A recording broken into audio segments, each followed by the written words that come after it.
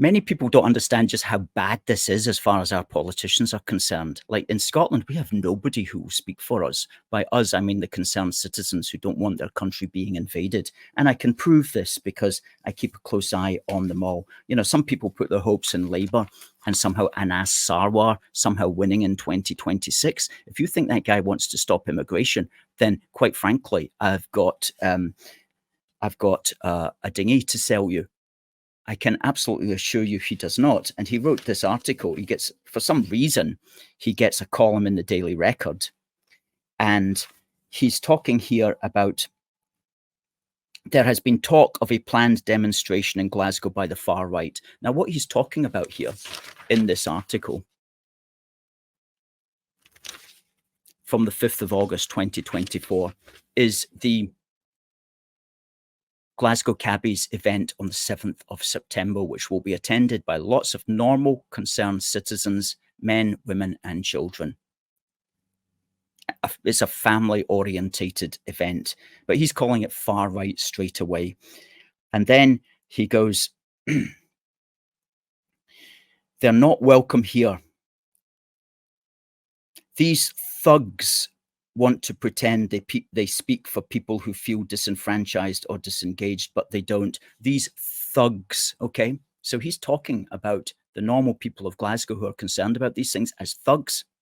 Again, he doesn't want to talk about immigration whatsoever, but in the next 2 years, 20 months, we have to push this on him and find out what his specific policies are. And if he is not for stopping mass immigration, if he is not for stopping the small boats, if he is for resettling so-called asylum seekers throughout Scotland, then nobody can vote for the Labour Party in 2026. We must ensure that as a policy. Okay, he has to know there will be democratic consequences at the ballot box for not supporting British and Scottish borders. He has to know that. Now, the SNP and Greens and Lib Dems, we know they're just going to be inane and stupid on the matter anyway. But at least with Labour, we have to put that pressure on them. And of course, Stephen Flynn, the leader of the SNP, he also gets a column in the Daily Record. Isn't it amazing if you're an MP and you get to blabber all the time in these newspapers? And he ends here. Our country needs immigration to prosper, by which he means Scotland. And he said, we must be unashamed on why Scotland needs more immigrants to thrive. Okay, so in 2023, the latest figures we have is that 1.2 million people, long-term immigrants, came into the United Kingdom. For Stephen Flynn, that's not enough. If it was 1.5 million, it still wouldn't be enough. If it was 2 million, it still wouldn't be enough. He, and it looks like Anas Sarwar, they will never go the other way. If it's 2 million immigrants a year, they're not going to say, oh, maybe we should bring it down to 1.2 million. No, they'll say it's not enough. We need 2.2 million.